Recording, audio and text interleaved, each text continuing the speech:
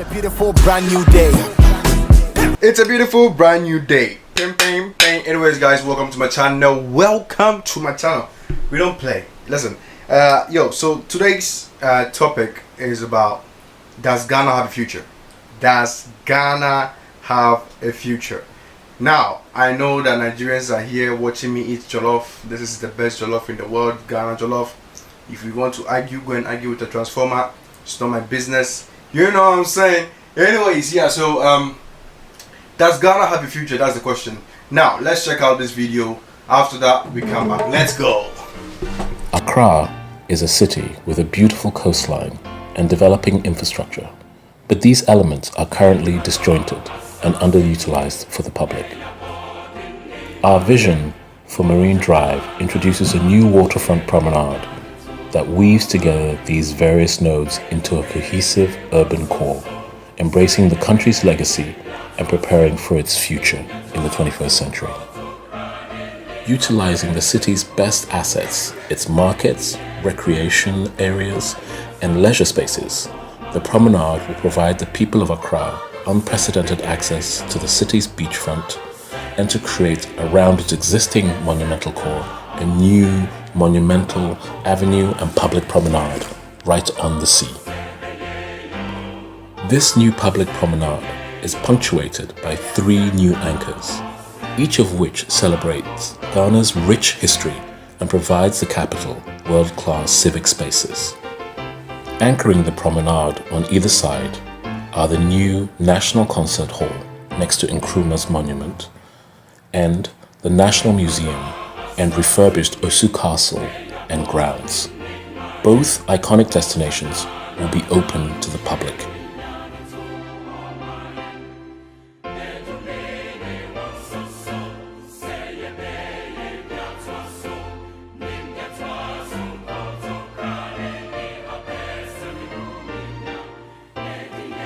Extending from Independence Square down to the waterfront, the new park culminates in a coastal overlook that offers dramatic sweeping vistas across this part of the Gulf of Guinea.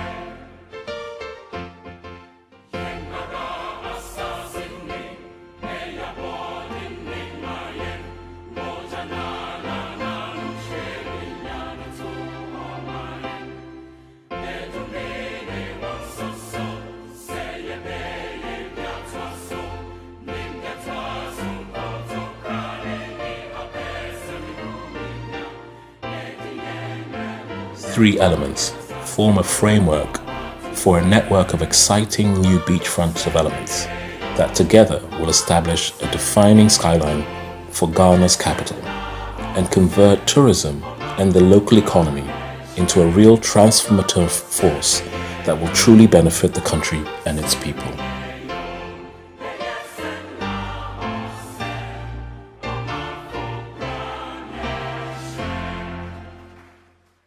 So we saw the the beachfronts. I know that Nigerians are jealous a bit. I understand you guys. It's not a 10. Wait for your turn, Oga. Wait for your turn. But yeah, so wait. Does Ghana have a future? First thing first, I would say every country in Africa has a future. But in order for that future to happen, there has to be certain things and certain responsibilities that has to be carried in people's shoulders. See? Now, there's something about the problems of Africa. You know, Africa, I cannot say it's not developed. It is developed. but we need more people to actually develop new ideas, fresh ideas. When we talk about these things, the people think that, oh, it's the leaders and stuff. We don't only blame the leaders. Sometimes we need to blame the people. Listen, one of the things I always say is that you don't build a city by first building the buildings first. Yeah, you have to understand that. What makes a city? What shapes a city? What shapes a city and builds a city and puts together people in the city is regulations. That is what Ghana is missing. That is what Ghana is definitely missing, because if you have regulations, it shapes your environment. It shapes the way it shapes nature basically in your environment. You have to also understand that regulation is something that also brings people together, or even brings tourists together in your area, because your land is shaped. Now, what are the types of regulations that Ghana needs, for example, to develop their city basically? I believe that Ghana needs regulations that puts value on its people in order to develop their city. Yeah, regulations like, for example, their building regulations. Let's say building regulations. If they are building, if, for example, somebody is building a building, right? They don't just build anywhere. They build at, I don't know who gives building permits in Ghana, but that person needs to be lashed, because you don't allow many people to build in some places. Can you believe I saw this, what's it called? I saw this this tall building that was being built next to a day market. Imagine the column was a bit curved. I was like, this is a dead trap. So the person who gives building permits, I don't really know why he does that. It's really risky, really. I mean, it needs to. Hey, man, so bro, Jesus. Hey, listen, something has to be looked into, because it's not really right. Building regulations are important. For example, like if you buy a plot, you cannot build 4 meters on the land. You have to build away from the land. Why? Because this shapes the environment. This is a building regulation. And also, some places you must put building regulations as in like, you cannot paint buildings yellow here, blue here, because it's part of shaping the environment. You can go to Ghana, you will see buildings like yellow and blue. Can you imagine? That's a police station building. Imagine yellow and blue. Yellow and blue, and then next to it you see black and white. Next to it you see green and yellow, like Chabam Basa. So look, such regulations will also shape the environment. It is part of building the city. You see? Now, also another regulation in Ghana, not related to building, will be if foreigners come to Ghana, they need to, let's say, stay there for 5 years in order to own a house or a land, because we have many people selling lands to foreigners anyhow, anywhere, and they think they're doing business, but they're not really doing business. What they're doing is that they are putting the future generation in slavery for the future, because the prices that the foreigners will give, our future generation might not be able to handle that price, or that's how it is. So we need to think about all these things that we do to develop our nation. Now, you see, when I said regulation, it plays in both ways. The people and the government as well. This is for everybody in general in Ghana. Now, number 2 thing that builds a city is not just regulation. It is the people following the regulation. You see, Africa, yeah, we have a mentality that when the government, betrays us, we do anything that we want. No. The government and the people have to come together, in order to build a city. We need to, unite ourselves together. But the government has to also listen to the people, which is important. You understand? Yeah, so they have to listen to the people in order to build a city. The people have to follow the regulation in order for the city to be built. That is the most important thing. First, regulation. Second, the people, following the regulation. Number 3, it is communication. Communication. How can you,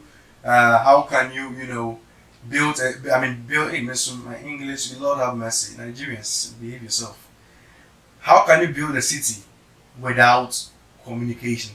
Like, how can you connect things without communication? You see, so we as Africans, I can say that Africans that are, abroad, what I'm saying, they have to bring, I can say abroad or something, because even Africans in university have the capability of doing that. It's possible to bring a solution that will bring long-lasting roads. because when it floods, you know, and a few days later we begin to see potholes in the road. I mean, on the road. You see, and it's very sad. So as Africans, we need to find a solution to bring, you know, like a long-lasting, cost-effective material that can be used for roads. I don't know if plastic will work, but yeah, it is possible. So communication is important to build a city. After communication, then we go back to starting the building process, and that is what I want to say. That Ghana needs to develop all these things, regulations, people following the regulations, because Ghana, we have a problem with regulations. We don't know what is regulations. We will build here, we'll do here, we'll do that, we'll do. Hey, what a nation! Anyways, yeah. So that is what I wanted to share with you. I hope you liked the video. I hope you subscribe. I hope you enjoyed the talk. You know, it's gonna be like that back to back. Anyways, don't forget to subscribe. Don't forget to like. We do what we do. So say, come on, boy. Oh yeah, let's go. It's a beautiful brand new day.